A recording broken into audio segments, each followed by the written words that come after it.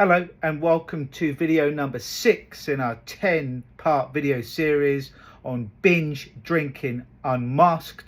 Today's video is entitled Random Triggers That Cause You to Binge Drink. Hello, I'm Luke Michael Howard, clinical hypnotist and change worker. I specialise in helping successful professional women like you, aged between 27 and 57, who binge drink and they want to stop within 3 weeks with my program, which is the Binge Drinking Rapid Reboot. So today, if you're up to speed, you should have got 5 videos. This is the 6 videos mentioned today on triggers, which we're going to get into. Now, the first video that I shared with you is what is binge drinking. So if you haven't watched that, they're in a chronological order. That's really important that you've watched that, because we're building up each video upon the next one. And the second video is why do you binge drink? The third video is why is there many areas of your life that you can control, but work, finances, your children, your health, your career, but you can't control this thing called binge drinking. That was day number 3.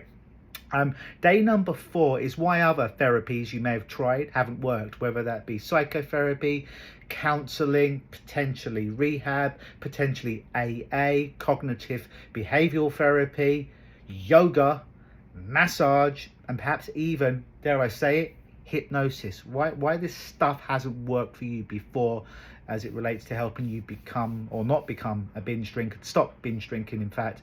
The 5th video, the one that you should have got yesterday, was how guilt and shame go hand in hand with the binge drinker. So again, it's a good idea, if you've missed any of those, go back into your inbox or go into your spam and watch those, because every video builds upon the next in really kind of upgrading your education and where you're at and helping you get to the next level. So let's cover today random triggers for binge drinking. Now, when I asked my clients, like, I've been doing this 25 years now, I've had well over 10,000 clients, not all for binge drinking, and they were not all female, for many different issues, but quite a high percentage of those 10,000 plus clients were for some kind of addiction, and quite a percentage of that was for binge drinking, and a lot of those were professional, successful women. Hence why I do what I do and specialize today. So what are some of the triggers for you? What are some of the triggers that you're aware of that cause you to binge drink when you do?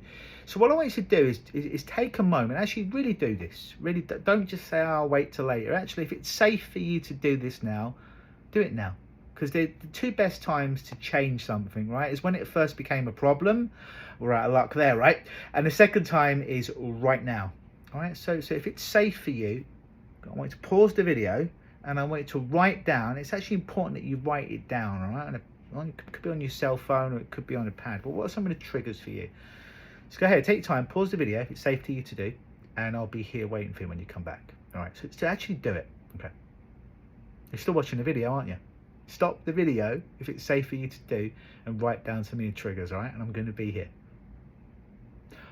Welcome back. So you should have written down some of your triggers.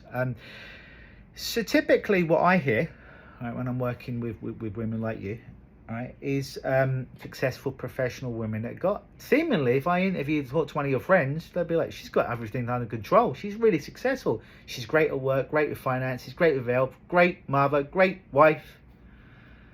But you know a little bit of the imposter syndrome behind the scenes, like, am I all these things? They think I am, and I've got this thing that I want to hold up, this mask that I want the rest of the world to see, but I don't quite believe that I am these things. Okay, so what are the triggers? Oftentimes triggers are, all right, I've come home from work, it's 6 p.m, I just enjoy a drink, Luke. I just enjoy a drink. It's not a problem. Now, I imagine that you wouldn't just say that, because you probably wouldn't be 6 videos in watching these videos listening to this bearded, tattooed British man who speaks quite fast. if you thought that was you, but you obviously, there's some kind of issue. This is why you're watching the videos, right? But what are some of the kind of triggers for you? Here's what I often hear: busy day at work, need to unwind, need to relax when I come home, forget about the day.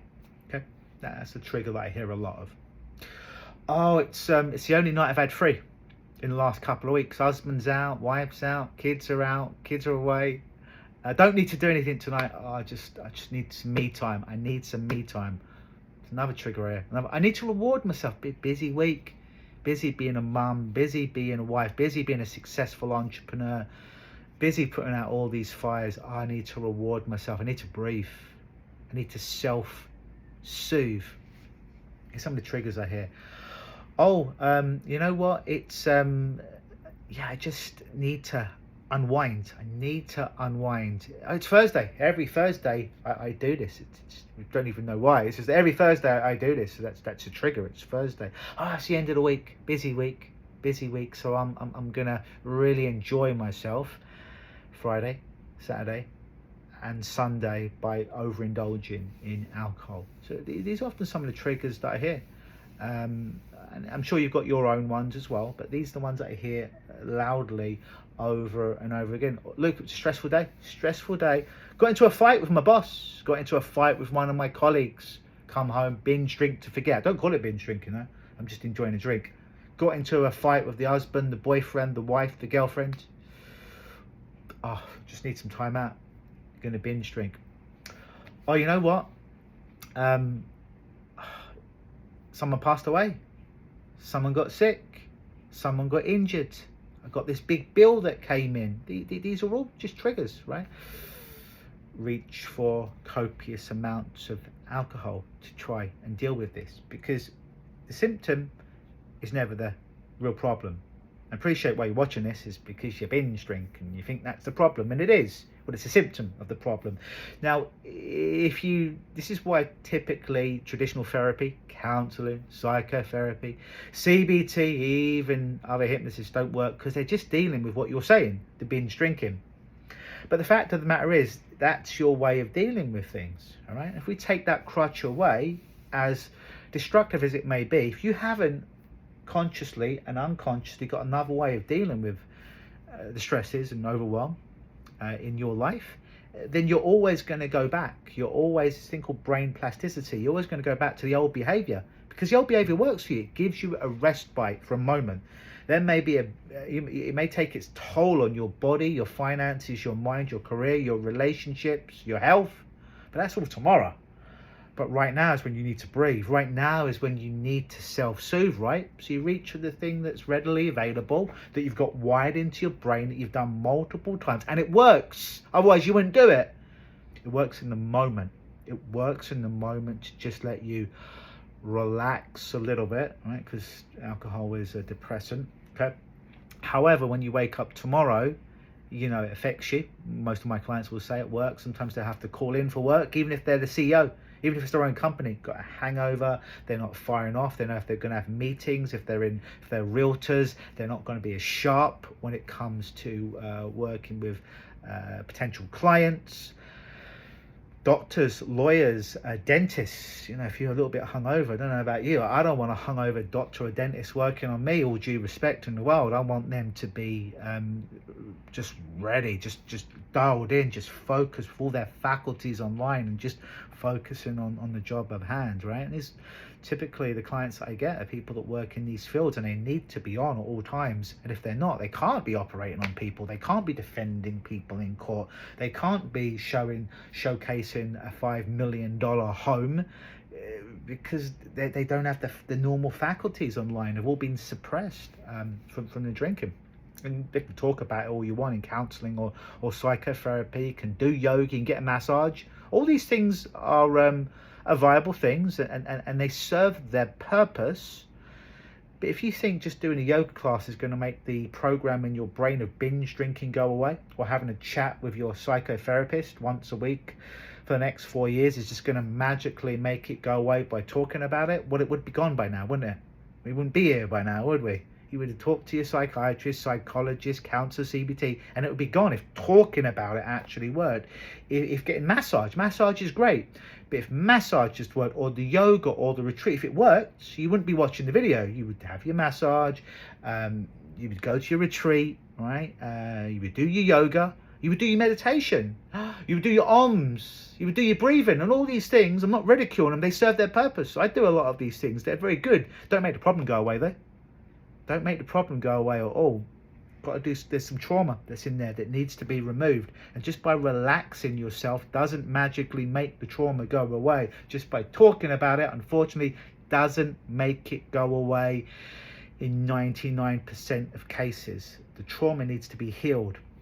The splinter needs to be removed, not from the arm, from the mind, so then the mind can heal up again and can not forget about what may have happened in the past, because that's what makes you intelligent and smart, is when you learn lessons in your life. Sometimes people are like, Luke, can you hypnotize me to forget about alcohol? I'm like, well, that won't really serve a purpose, because there's a bunch of stuff that alcohol's taught you, even if it's don't drink it or don't drink it as much. To take that memory away would be doing you a disservice, all right? And the only way to do that is to get a lobotomy, and I'm not sure if that's still legal, and even if it is, it probably shouldn't be, and it's not good. You won't want to binge drink anymore, but you won't want to do much of anything anymore, and you probably won't think about the binge drinking, but you won't be thinking of much anymore. You'll be like a vegetable, so that's not a good thing. So the answer is no, we can't make you forget, and there's an ethical concern with that as well, because it's where a lot of the learnings come from, okay? But we can certainly help you to remove that splinter from your mind and heal it. So within 3 weeks, you won't want or need to binge drink. So those are some of the random triggers that I've seen with people. Any trigger, anything can be a trigger for you. Certain people have different triggers. Absolutely, that's why I asked you to make the list. But those are typically ones that I hear from, and you may have some of yours as well. So hopefully that clarified, got some stuff on paper out of your head so much. Tomorrow's video is actually going to be entitled Stress and Overwhelm. Has stress and overwhelm caused the binge drinking to continue? All right, so we're going to be talking about stress, we're going to be talking about overwhelm, how they go hand in hand, and are a really nasty 1-2 combination when it comes to binge drinking. So you'll be getting that video in your inbox tomorrow. So I'll speak to you tomorrow. I have been Luke Michael Howard, clinical hypnotist and change worker and creator of the Rapid Binge Drinking Reboot program. I'll see you tomorrow. Always believe.